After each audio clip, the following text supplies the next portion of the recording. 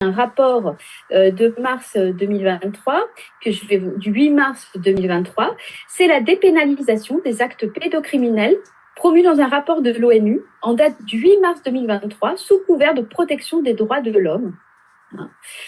Donc en clair, l'idée que un adulte ait une attirance sexuelle pour un enfant, ce serait un penchant comme les autres, ce ne serait pas un comportement criminel. Et donc, ONU-SIDA et le Haut Commissariat aux droits de l'homme, dans ce rapport, exigent l'application du droit international des droits de l'homme au droit pénal en recommandant la dépénalisation des délits liés, je vais citer, au sexe, à la consommation de drogue, au VIH, à la santé sexuelle et reproductive, donc on y est bien, au sans-abrisme et à la pauvreté. Et il appelle à la dépénalisation donc des relations entre adultes et mineurs à condition que ces derniers soient consentants.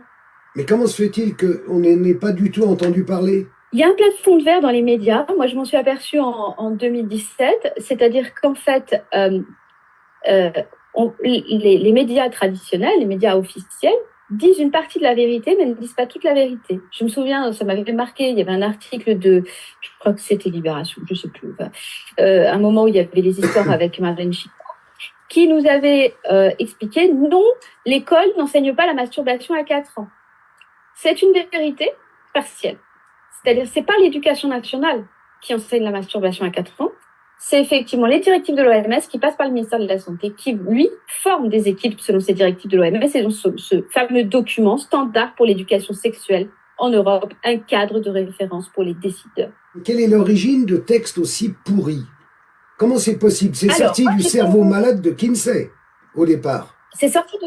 Alors, on a une ramification. J'ai fait beaucoup de recherches pour comprendre parce que personnellement, j'hallucinais complètement de lire ces textes. J'hallucinais tellement que je me suis dit, je vais les lire en anglais, en espagnol, parce que ça doit y avoir une problème dans la traduction. Malheureusement, non. C'est des fois pire. En espagnol, à 6 ans, c'est bien écrit, relations sexuelles avec pénétration. Il y a une précision supplémentaire par rapport au texte français, par exemple, dans les enseignements.